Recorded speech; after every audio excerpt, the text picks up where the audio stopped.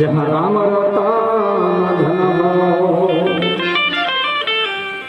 संत मिले इतना टळे काळ जाळ जमछो चरण आवी शिशन मारे गिर पड़ेला पापो नदी को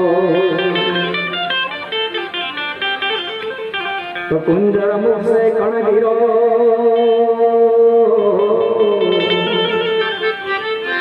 तासो फूटो नहीं आहा ए कण कीड़ी लेके चली गया पोषण परिवार सदगुरु महाराज की सदगुरु विजय राम महाराज सदगुरु दिलीपराम महाराज पूज्य किरण राम महाराज आज नहीं तरियावेरी गामनी पवित्र भूमि અને આજનો આ એક ઈશ્વરીય યોગ આજનો મંગળમય પ્રસંગ કે પૂજ્ય વિજયરામ બાપુના એક આ આશીર્વચન એમની એ કરુણા અને એમની એ આપણા ઉપર કંઈક દયા કે જે આજે આ મંડપ આટલો બધો શોભી રહ્યો છે સદગુરુની કરુણા કહેવાય સદગુરુની કઈ કૃપા કહેવાય સદગુરુની કૃપા વિના સતને મળે ના સત્સંગ સાહેબ મારા જો કંઈક મળ્યું છે તો ગુરુ મહારાજનું સેવન કર્યું છે અને સેવન એવું કર્યું છે કે જે આજે દિન પ્રતિદિન હમણાં બાપજીએ વાત કરી કે ખાટલા બધું રાખવાનું ખાટલા ઉપર બેસવાનું આ પાટલા ઉપર બેહાડ્યા છે જોઈ તો જો એ કરુણા ગુરુ મહારાજની છે જગતમાં ગુરુ આપે એટલું જગતમાં કોઈ ના આપી શકે અને એ ગુરુ મહારાજના ચરણે તમે કંઈક વાપર્યું છે એ બધું ખરેખર ધન્યવાદ કહેવાય ભારત વર્ષના ઋષિ મુનિઓ એટલે વિશેષ વાત કરે કે જોબન ગયું હરિ ભજતા ધન ગયું દેતા દાન પરમારથમાં જેના પ્રાણ ગયા ત્રણે ગયા મત જાણે આ ત્રણ તમારો જેલો કોઈ દાડો ના જાણતા એ તો તમે હોનાના કોદાળે વાયુ છે સાહેબ અને હોનાના કોદાળે વાયુ છે ને એ આજે આ ઊંચી નીકળ્યું છે એનું આ પ્રત્યક્ષ પ્રેક્ટિકલ અનુભૂતિનું આ પ્રમાણ છે સાહેબ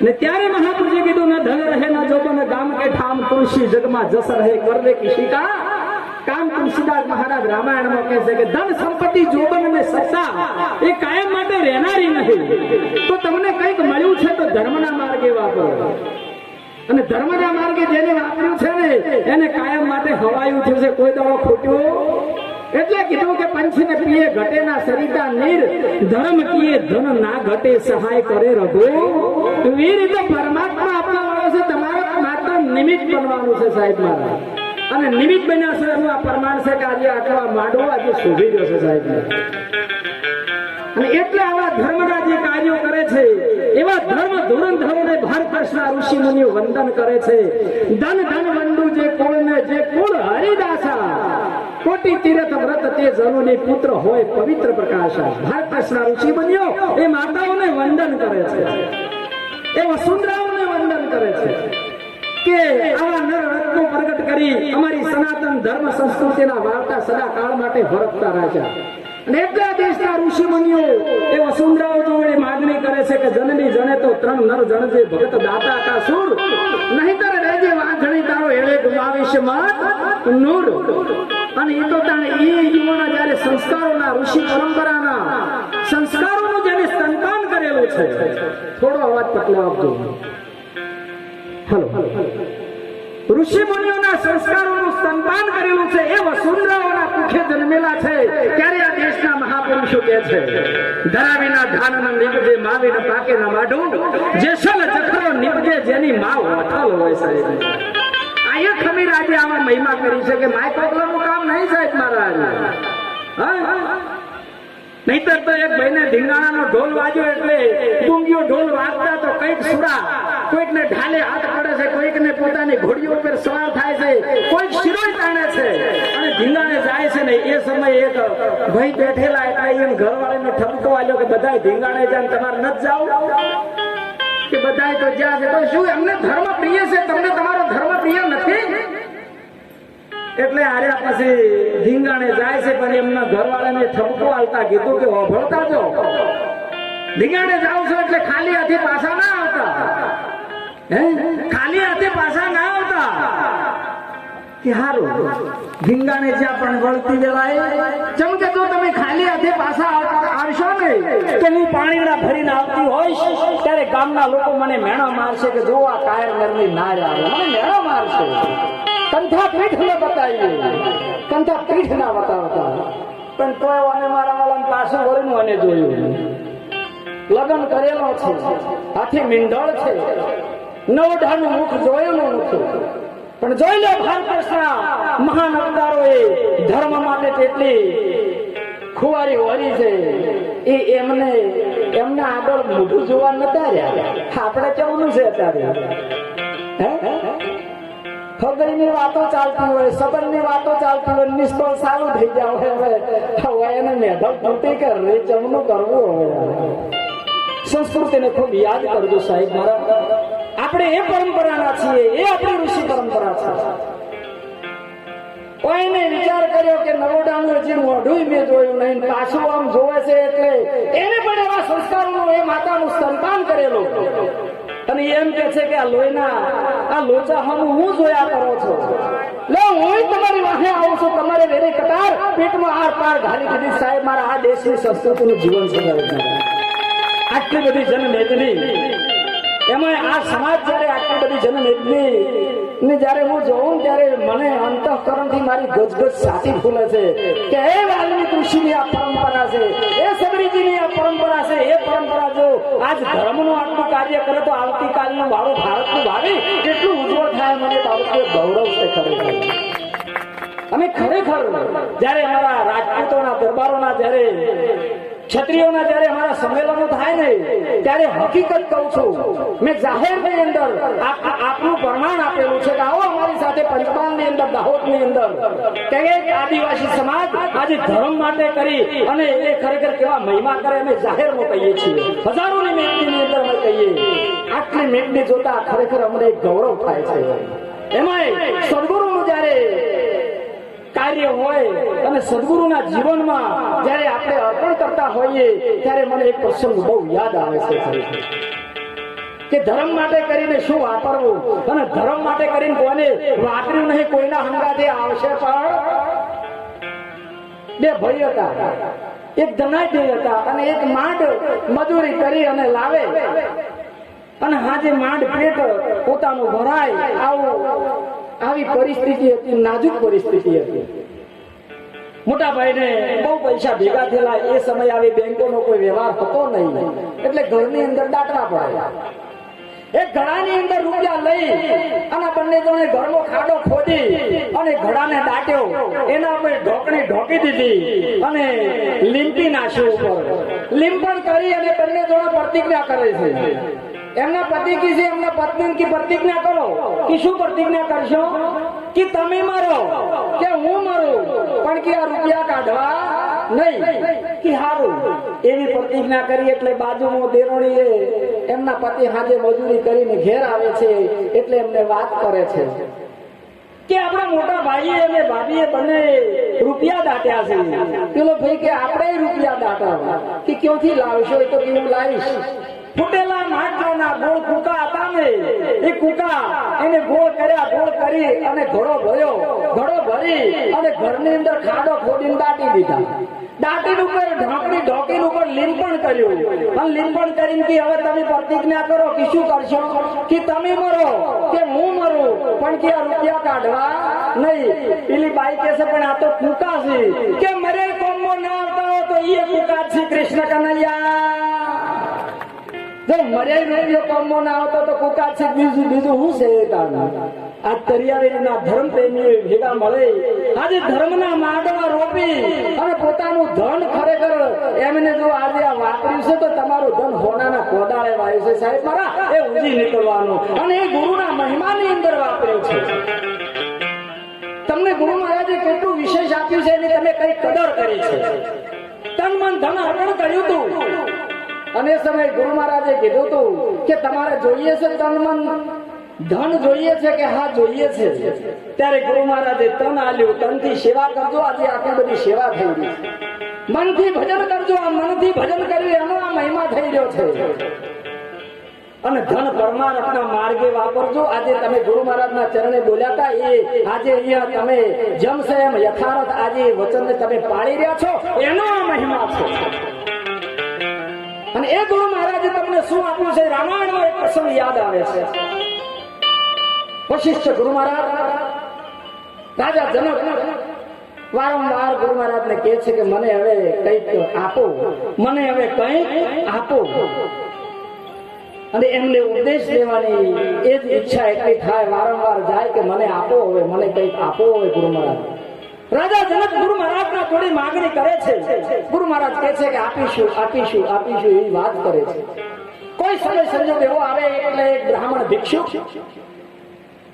એ ગુરુ મહારાજના દ્વારે જઈને કહે છે કે મહારાજ મને કંઈક દાન દક્ષિણા આપો, મારે દીકરીના લગ્ન છે. અને એ સમયે ગુરુ મહારાજે ચિઠ્ઠી લખી અને ભિક્ષુકને આપી અને ભિક્ષુકને આપીને એટલું કીધું કે જા જનકના દરબારમાં જઈને ચિઠ્ઠી આપજે, તારે જોઈશે એટલું ધન મળી રહેશે. જનક રાજાના દરબારમાં જઈ આ ભિક્ષુકે રાજા જનક ભરચક દરબાર ભરીને બેઠેલા છે અને ત્યાં એમણે રાજા જનકને ચિઠ્ઠી આપી છે. ચિઠ્ઠી વાંચતાની સાથે રાજા જનક પોતાનો પોશાક આવનાર ભિક્ષુકને પહેરાવે છે અને ભિક્ષુકનો પોશાક એ પોતે જાતે પહેરે છે. એમ કરતા કરતા જનક રાજા પોતાનો મુકુટ આવનારા ભિક્ષુકને પહેરાવા જાય છે અને વચ્ચે પ્રધાનજી ઉભા થાય છે, મહારાજ સબૂર કરો. એટલા બધા તમે આ ચિઠ્ઠીની અંદર એવું તો શું કામણ લખેલું છે કે તમે એટલા બધા ચિઠ્ઠી વાંચતાની સાથે તમે ભ્રમિત થયા છો? મહારાજ તમે મુકુટ આપીને હમણાં તમે જનકપુરનું રાજ આપી દેશો. તમને ગુરુ મહારાજે શું આપ્યું છે એનું પ્રમાણ ચાલે છે. તમે હમણાં જનકપુરનું રાજ આપી દેશો. હા પ્રધાનજી, આની અંદર મારા ગુરુ મહારાજે એટલું બધું લખેલું છે ને કે આવી એક જનકપુરી તો નહીં, આવી અનંત જનકપુરીઓ આવનાર ભિક્ષુકની ઝોળીમાં નાખી દઉં ને તોય મને મારા ગુરુ મહારાજ જે આપવાના છે એના તોલે આવી શકે એમ નહીં. કૃષ્ણ કનૈયા, મારા ગુરુ મહારાજ મને એટલું આપવાના છે સાહેબ, મારા તમને એટલું આપ્યું છે એનું આજે આ પ્રમાણ છે કે તમે આજે આટલો મહિમા કરી રહ્યા છો. સંતોના વચનો તમે એટલા બધા હૃદયની અંદર ઉતાર્યા છે કે તમે એક પ્રભુમય બન્યા છો. અને મહારાજે બહુ સરસ વાત કરી કે સંતોના શબ્દો તમે ભીતરમાં ઉતાર્યા છે.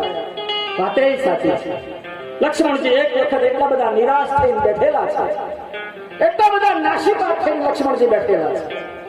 એ સમયે ત્યાં રામચંદ્ર ફરતા ફરતા પરમાત્મા બગીચામાં આવે છે ને આટલા નાસીપાત થયેલા નિરાશ થયેલા લક્ષ્મણજીને જયારે જોવે છે અને લક્ષ્મણજીને જોતા પ્રભુ પૂછે છે કે હે લખન, તું આજે આટલો બધો ઉદાસ કેમ છે?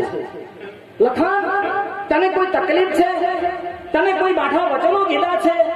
લક્ષ્મણ, કેમ આટલો બધો ઉદાસ ને આજે નિરાશ તું કેમ છે? આટલો ચિંતિત કેમ છે? અને એ સમયે લક્ષ્મણજીને વારંવાર ભગવાન રામચંદ્ર પરમાત્મા પૂછે છે.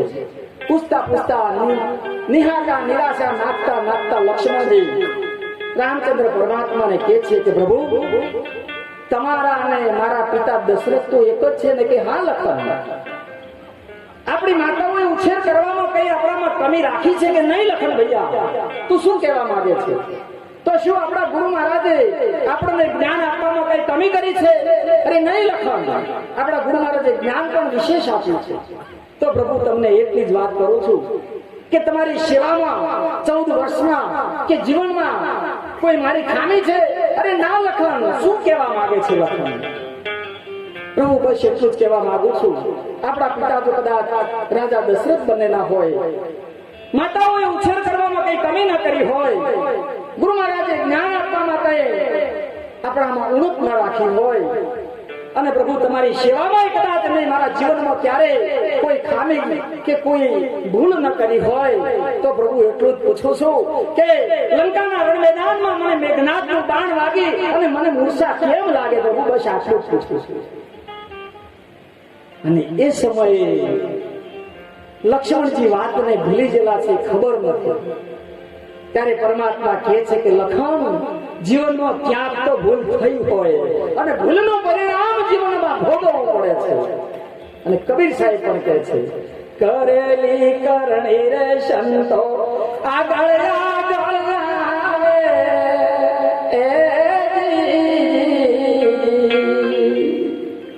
કહેતા કબીર સંતો સુનો મેર સાધુ દેવ માર સુનો મેર સાધુ, કરેલી કરણી રે સંતો આગળ આગળ આવે. કઈ કર્મ તમારું આગળ આવ્યું છે? કર્મે ઉમજો કર્મે ને તો રોજ મળનારો દોષ ના દેશો ઈશ્વરને આ કર્યા કરમ ભોગવનારો અર્જુન જીવનમાં કઈક કરવા, લક્ષ્મણજી જીવનમાં કઈક કરવું થઈ ગયું છે. લક્ષ્મણજીને ખબર નથી કે જીવનમાં શું ભૂલ કરી છે. પણ એક સમય સબરીજીના દ્વારે જ્યારે પરમાત્મા રામચંદ્ર પરમાત્માને લક્ષ્મણજી જાય છે, સબરીજીને એટલો બધા મેલા ઘેલા જોવે છે અને સબરીજી એક એક બોર ભગવાનને જમાડે છે. ત્યારે લખન કે છે કે આવી મેલી ઘેલી આવી ડોશીનું હાથનું કોણ ખાય? એટલે ભગવાન આપે છે તો એ લક્ષ્મણજી બોર લઈ અને બાજુમાં મૂકી દેશે, પણ લક્ષ્મણજી ખાતા નથી. ને એ સમયે અમને કીધું કે લખન જીવનમાં ભૂલ થયેલી છે, કે ક્યાં થયેલી છે પ્રભુ? એક સમયે સબરીજીના દ્વારે જતા નહીં, એને આપણને સંત ભાવે સેવ્યા હતા. શના ભાવે સેવ્યા હતા? સંતના ભાવે સેવ્યા હતા. અને સંત ભાવે એમને જે કઈ આપે તે આપણે સ્વીકારવું પડે. એ દાડે તમે એ બોર નહોતા ગાતા. તમે કીધું ને કે સંતના બોલ તમારે બોલનો બોલનો અર્થ બોલ થાય, જેને જેને સ્વીકાર્યા છે ને તાકા સરિયા કાજ. એક શબ્દ ગુરુદેવ કા તાકા અનંત વિચાર થક ગયા મુરલીજન પંડિતા, જેનો વેદ પાવે ના પાર સાહેબ ના. એ બોર તમે લક્ષ્મણ નહોતા ગાધા અને એ બોર ન ગાધા અને એ બોરના થળિયા મંદરાચલ પર્વત ઉપર જા અને એ પર્વત ઉપર એની જડીબુટ્ટી બની અને એ જડીબુટ્ટી છેલ્લે તમને પાવામાં આવી તાણે તમારી મૂર્છા ટળી છે સાહેબ. આ ગુરુ મહારાજના બોલ જેને નથી ગયા ને એને તકલીફ થઈ છે, અને જે ગળી ગયા છે ને અને જેને ગ્રહણ કર્યા છે ને એને મોહ અને મમતાની મોરસા કોઈ દાડો ના લાગે, ના લાગે ને ના લાગે. આ સદગુરુ મહારાજા સંતોનો સિદ્ધાંત છે. આટલું પવિત્ર જીવન લક્ષ્મણજીનું છે. એક સમયે પરમાત્મા લક્ષ્મણજીને કહે છે કે લખન ભૈયા, રોજે રોજ તમે ફળ લેવા જાઓ છો, લાય આજ તો હું ફળ લેવા માટે જાઉં, તમે ઘેર રહો. લક્ષ્મણજી ઘેર રહે છે. પરમાત્મા ફળ લેવા માટે જાય છે. લક્ષ્મણજીને માતાજી કહે છે કે લખન ભૈયા, તમારી જટાઓ બહુ ગૂંચવાઈ ગઈ છે, આજે બરાબર તમને હું નવડાવી દઉં અને એ જટાને હું અલગ અલગ એક એક વાળથી તમારા માથાને વ્યવસ્થિત કરી દઉં. આજે તો તમે નાઈ લો. લક્ષ્મણજીને નવડાવે છે. નાના બાળકને જેમ માં ખોળામાં માથું લઈ અને એક એક વાળ અલગ અલગ કરીને એને માથાને સાફ કરે છે, એમ એમની જટાઓ સાફ કરતા કરતા મંદ મંદ પવન આવે છે અને પવનમાં લક્ષ્મણજીનું માથું માતાના ખોળામાં બાળકની માફક હતું અને લક્ષ્મણજી ઊંઘી જાય છે. અને એટલા ઠંડા પવનથી માતાજી પણ નિંદરમાં ઊંઘી જાય છે. ખબર રહી નથી. ભગવાન ફળ લઈને આવે છે અને ફળ લઈને આવતા એમને આ દ્રશ્ય જોયું એટલે કે આ લખન હું ઘરે નથી. અને તે આ પગલું ભર્યું ભગવાનને એક સંશય થતો સાહેબ. એ સમયે એમને બાણ ચડાયું અને બાણથી લક્ષ્મણના જો બાણ ભરી લઉં, પણ મનમાં એવો વિચાર આવ્યો કે નહીં નહીં, કદાચ લક્ષ્મણ આ પગલું ન ભરી શકે. મનના વિચારો વાળી લીધા, પણ ચડાયેલું બાણ ક્યાં મારવું? એમને જે કટી હતી અને એ કટી ઉપર એમને બાણ માર્યું એટલે ખાખરાના પાન એટલા બધા ખખડ્યા. માતાજી જાગી જાય છે, લક્ષ્મણજી જાગી જાય છે. ભગવાન આ વાતને દાબી રાખે છે. સમય સંજોગ બને છે. ઉદય આવે ને એ અંદરથી લાકડા કોરી ખાય, બહારથી ના કોરી. એમ સંશયોની જે ઉધે જેને લાગુ પડેલી છે અંદરથી કોરી ખાય છે સાહેબ. સંશયથી વિનાશ થતો. ને એ સમયે જયારે લંકાની અંદર યુદ્ધ થાય છે, યુદ્ધની અંદર એક રાવણનું યુદ્ધ મરાય છે, પણ છેલ્લે રાવણ અને રામચંદ્ર પરમાત્માનું બંનેનું યુદ્ધ થાય છે. આ યુદ્ધની અંદર રાવણ મરાતા નથી. એટલે પછી વિભીષણજીને પૂછવામાં આવે છે કે રાવણ કેમ મરાતા નથી, એનું કારણ કઈ? અને એ સમયે વિભીષણજી કહે છે કે સૂર્યના રથમાં ભમરો છે, અને સૂર્યના રથમાં એવો ભમરો જો વેધાય તો જ આ રાવણનું મૃત્યુ થાય, બાકી મૃત્યુ થાય એમ છે નહીં. તો એ ભમરો કોણ વેધી શકે? ત્યારે એમણે કીધું કે જે સતી પુરુષ હોય એ આ ભમરાને વેધી શકે. રામચંદ્ર પરમાત્માએ એમને આખા રામાદળની અંદર રાવથી ભરી અને પાનનું બીડું સોનાનો ટકો જ્યાં ફેરવવામાં આવે છે, બધાની નજર હનુમાનજી ઉપર હતી કે સતી પુરુષ હનુમાનજી આનો શિકાર કરશે. અને શિકાર કરવા માટે કરીને પાનનું બીડું સોનાના ટકાનો થાળ લઈ અને જ્યાં પોતાનો દાસ જ્યાં ફોરે છે ત્યાં હનુમાનજી બધા જોડે જાય. હનુમાનજી જોતા હનુમાનજી નમસ્કાર કરે છે, પણ પાનનું બીડું સોનાનો ટકો લેતા નથી. લક્ષ્મણજી ની જોડે જયારે આવે ત્યારે લક્ષ્મણજી આમ આગા થાય છે લેવા, એટલે ભગવાને હાથ પકડી રાખ્યો કે લક્ષ્મણ રવા દે. બહુ સરસ. કેમ કે જે બ્રહ્મચર્યનું 14 વર્ષ બ્રહ્મચર્યનું પાલન કરવું હોય, 14 વર્ષ ભૂખ તજી હોય, 14 વર્ષ નિંદ્રા તજી હોય, સતી પદવીને જે પ્રાપ્ત થયેલો હોય, બ્રહ્મ દશાને પ્રાપ્ત થયેલો હોય, જેની વર્તી બ્રહ્માકાર હોય, જેની વર્તી 7મી ભૂમિકાની હોય. ઇસ્લામ કે છે કે 7મા આસમાન पे खुदा रहता है. 7મી અવસ્થાની અંદર જૈનોની અંદર દિગંબર અવસ્થાની અંદર હોય, લવલેશ માત્ર એને સંશય ના હોય. અને અહીંયા આપણા શાસ્ત્રોની અંદર એમ કહેવાય છે કે જળ ભરતની ભૂમિકા 7મી ભૂમિકા હતી. આ 7મી ભૂમિકાના મહાપુરુષો છે. ડોક્ટર કોઈ દાડો રૂપ ના જોવે, સાહેબ મારા રોગ જોવે. સોનાર કદી દાગીનાનો ઘાટ ના જોવે, ઘાટમાં રહેલું સોનું કેટલા ટકનું છે એ જોવે. અને અહીંયા આત્મદર્શી મહાપુરુષો શરીર ના જોવે, એ તો આત્માદર્શી મહાપુરુષો છે. આત્મ દેખે આત્મ દેશી, ચામ દેખે સો ચમાર. એટલે તો અષ્ટવક્રને કહેવું પડ્યું જનક મને એમ હતું કે વિદેહીની વાતો કરે છે, લાય વિદેહીના દરબારમાં જવું, વિદેહીના દર્શન કરી અને હું મારા જીવનને કૃતાર્થ કરું, એટલા માટે હું દર્શને આવ્યો છું, વિદેહીના દર્શન કરવા. પણ આ તું બધા ચમારોની સભા ભરીને બેઠેલો છે. કેમ કે બધા અવધૂત મહાપુરુષો, જ્ઞાનીઓ, શાસ્ત્રાર્થીઓ, એટલા બધા મહાન જ્ઞાતાઓ બેઠેલા હતા. અને અષ્ટવક્ર ઘડીકમાં પડી જાય છે, ઉભા થાય છે, પડી જાય છે, આખે અંગે વાંકા ચૂંકા. અને આમના શરીર સામું જોઈને કીધું કે આવા અવધૂતો ને આવા બધા જો જ્ઞાનીઓ હોય, આઈને જનકનો જો કદાચ એ જવાબ ન આપી શકતા હોય તો આ અષ્ટવક્ર આવું વાંકું ચૂંકું શું આલી કહે એમ. એટલે એ તો હશા, પણ જનકે હશા, અને જનક રાજા હશા એટલે ખડખડાટ, અહીંયા અષ્ટવક્ર હશા. એટલે કીધું કે હું તો હશો, પણ તું કેમ હશો? એટલે કીધું કે બસ મને એમ હતું કે આ જ્ઞાનીઓની સભા છે, પણ આ તમારો ભેગો તું એ ગમારશે ખરેખર. જેમ કે જો કદાચ ગાયના ગોવાળ ને મેઘોટર જવું હોય તો ગાયનું ઓઠું ના લેવું પડે, તો જો અહીંયા બેસી જાય. આ બધી ગાયો છે, અને એવાની સભામાં તું બેઠો છે, તું મહામૂર્ખ છે એમ. શું જ્ઞાનની કેટલી ખુમારી છે એમ. જનક છેલ્લી વાંકી ચૂંકી હોય નો રહ વાંકા ચૂંકો ના હોય, નદી વાંકા ચૂંકી હોય નું નીર વાંકા ચૂંકું ના હોય, આ શરીર વાંકા ચૂંકું છે એનો રહેનારો વાંકા ચૂંકો ના હોય, ના હોય ને ના હોય. જનક આવી દશા જેની હોય અને 7મી ભૂમિકાનો મહાપુરુષ. અને એટલે અહીંયા મહાપુરુષો બોલ્યા, હંસા ગઈ સદગુરુજીના દેશોમાં, ત્યાં તો બેઠેલા જોયા તો દયાંશ, માયાનો નથી અંશ, ગયા તો અમે જીલવા. અહીંયા બધા આત્મદર્શી જોયા. અને આ વિદેહીનો દરબાર છે. આ કોનો દરબાર છે? આજે આ વિદેહીનો દરબાર છે. અને આ નિરાકાર પરિબ્રહ્મ નારાયણનું આ સાકાર સ્વરૂપ છે. દર્શન કરવું હોય તો કરીને જીવનને કૃતાર્થ કરી લેજો સાહેબ. એટલે બીજી વખત પાંડુ બીડુને સોનાનો ટકો ફેરવવામાં આવ્યો. બધાની દ્રષ્ટિ હનુમાનજી ઉપર હતી કે હનુમાનજી બસ નમસ્કાર કરે છે, સ્વીકારતા નથી. લક્ષ્મણજી ફરી ઉભા થાય છે.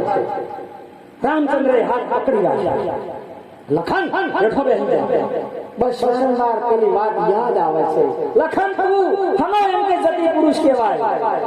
અને ત્રીજી વખત જ્યારે પાનનું પીળું ફરતું ફરતું હનુમાનજીએ નમસ્કાર કરીને આગળ વધે એટલે લક્ષ્મણજી જ્યાં પકડવા જાય કે લખન આ વાત તો તું સમજે છે બ્રહ્મ દશાને પ્રાપ્ત થયેલો હોય અને જેના જીવનની અંદર જો કદાચ કોઈનું સેવન ન કર્યું હોય આવી દશાનો પુરુષ હોય એને જતી કહેવાય. તું જતીપણાને તને યાદ છે જતી કોને કહેવાય? ત્યારે લક્ષ્મણજી કીધું કે પ્રભુ તમને જે ઉપદેશ કર્યો છે એ જ ગુરુ મહારાજે મને ઉપદેશ કર્યો છે એ દશાને પ્રાપ્ત થયેલો છું અને મારા જીવનમાં મેં બીજું કઈ કર્તવ્ય કર્યું નહીં. પ્રભુ મને તમે કેમ રોકો છો? અને એ સમયે પરમાત્માને એમ છે કે ખરેખર લખન જતી લાગે છે. ઠીક છે ભમરો વેચે છે ખબર પડશે. અને એ સમયે રાવણના રથની અંદર ભમરો વેચવાનો હતો. શું વેચવાનો હતો? ભમરો. ને લક્ષ્મણજીએ જયારે ભમરો વેચ્યો અને ભમરો વિંધાણો ત્યારે ભગવાનને એમ છે લખન તું આવો જતી પુરુષ. ભગવાન હતા તો જતીનું જો કદાચ અનુભૂતિ થવી એ ગહન છે સાહેબ. ક્યારે સંતો હંગાતે ક્યારે સંશય ના કરવો મહાપુરુષો. અને જયારે ભમરો વેદાણો અને એ રાવણ ત્યારે પ્રભુના હાથે એમ કે રાવણનું મૃત્યુ થાય છે દ્રષ્ટાંતો વર્તાવા છતાં સિદ્ધાંત લેતા હો ને ત્યારે તમને ખૂબ આનંદ આવશે સાહેબ. રાવણના રથનો ભમરો છે.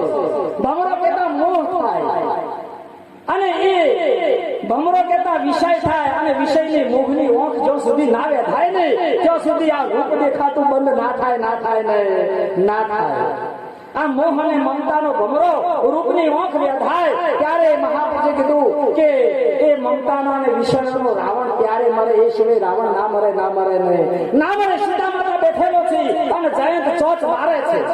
ભગવાને દર્ભની હળી પાછળ નાખી 33 કરોડ દેવોમાં ફરતા ફરતા એ જયંત નારદ છેલ્લે મળે છે કે છે કે જેને મારેલી છે ને એના શરણે જતો રહે નહીતર તને કોઈ નહીં બચાવી શકે. અને એમ કહેવાય છે કે પ્રભુના શરણે આવી બસ મારો તોય તમે ને તારો તોય તમે. ત્યારે એમ કહેવાય છે કે જયંતની ઓંખ ફોડી નાખી. શું ફોડી નાખ્યું? તો કે તને રૂપ વ્યાપી ગયું છે ને આ રૂપની ઉપાધિ થઈ છે એટલે એની ઓંખ ફોડી નાખી હતી. સાહેબ મારા ઓંખ ફૂટી હોય ને રૂમાલ ના દેખાય. રૂમાલ દેખાય ખરો? જેની ઓંખ ફોડી નાખી હોય ગુરુ મહારાજે એટલે કીધું નૈન બિન દેખત કાન બિન સુનત બિના રસના બોલત રૂમાલ બોલે છે સાહેબ. દોખલો બોલે માઈકી બોલે સાહેબ. આ ગુરુ મહારાજના શરણે જાય એનો આ મહિમા છે. અને એ જૈન એને કીધું હતું કે હવે તને રૂપ દેખા હે હવે રૂપ ના દેખાય. ઓખ મારી ઉગાડે સીતારામ દેખો ધન્ય જીવન મારો રૂપાય. હવે મારા ગુરુ મહારાજે ઓખાડી નહીં ઉઘડી ગઈ એટલે મને બસ ઈશ્વર દેખાય બીજું કોઈ દેખાય મનની પેરી પર દઈને મોદોણી મનની પેરી પર ઈશ્વર છે બીજું કોઈ છે. આ ગુરુ મહારાજનો મહિમા છે. આ ગુરુ મહારાજની વિશેષતા છે. વિશેષ મહાપુરુષો વધારેલા છે. અને એમાં આપણે મોદીજી હમણાં ખબર છે પેલા વિમાનો લાવ્યો છે જેટ વિમાન કેવા શું કહેવાય એ વિમાનો લાવ્યો છે. ગમે અહીંયા ઉભો કરી શકે અને ગમે એવા સંકટ સમયે ઉતારી મિલિટરી ઉતારી શકે પેરાશૂટ કમાન્ડો ઉતારે. એમાં આજે આપણે એક એવું અહીંયા કિરણ બાપુએ છે ને એક વિમાન હોય જેટ વિમાન ઉતાર્યું છે અને હમણાં પેરાશૂટ કમાન્ડો ઉતારશે જેની આપણને એટલી બધી મોજ આવશે. વિશેષ એમને સાંભળવાના છે તો વધારે ન બોલતા તો બોલી વાણીને વિરામ આપું છું. પણ એ પહેલા ખરેખર આટલી બધી સભાને આવા અંતરિયાળ એરિયાઓમાં જોતા મને આજ આપણા પ્રત્યે એટલો ગૌરવ થાય છે. તો વિશેષ યુવાનોને એટલું જ કહું છું કે વ્યસનો તરફ વધારે ન જતા એક અમારા સંતોને ખૂબ સહકાર આપજો. વિશેષ ન બોલતા તો બોલે વાણીને વિરામ આપું છું. સદગુરુ મહારાજ. હેલો.